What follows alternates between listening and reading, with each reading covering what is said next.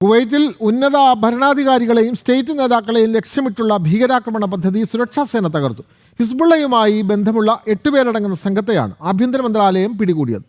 രാജ്യത്തിന്റെ സുരക്ഷയ്ക്ക് ഭീഷണിയാകുന്ന നീക്കങ്ങളെ ശക്തമായി നേരിടുമെന്ന് അധികൃതർ വ്യക്തമാക്കി.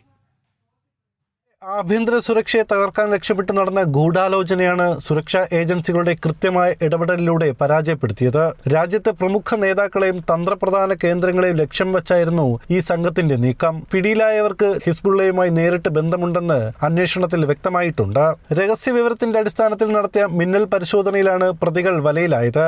ഇവരിൽ നിന്ന് അത്യാധുനിക ആശയവിനിമയ ഉപകരണങ്ങളും സ്ഫോടക വസ്തുക്കളെക്കുറിച്ചുള്ള രേഖകളും കണ്ടെടുത്തതായാണ് വിവരം. രാജ്യത്തിന് പുറത്തുള്ള ശക്തികളുടെ നിർദ്ദേശപ്രകാരം ഇവർ പ്രവർത്തിച്ചിരുന്നതെന്ന് ആഭ്യന്തര മന്ത്രാലയം അറിയിച്ചു. അതിർത്തി കടന്നുള്ള നുഴഞ്ഞുകയറ്റങ്ങൾ തടയാൻ കടൽ കര അതിർത്തികളിൽ നാഷണൽ ഗാർഡിന്റെ പ്രത്യേക സംഘത്തെ വിന്യസിച്ചിട്ടുണ്ട്. പ്രതികളെ കൂടുതൽ ചോദ്യം ചെയ്യുന്നതിനായി പബ്ലിക് പ്രോസിക്യൂഷന് കൈമാറി. വരും ദിവസങ്ങളിൽ കൂടുതൽ അറസ്റ്റുകൾ ഉണ്ടാകാൻ സാധ്യതയുണ്ടെന്നാണ് സൂചന. ജനം, കുവൈറ്റ്.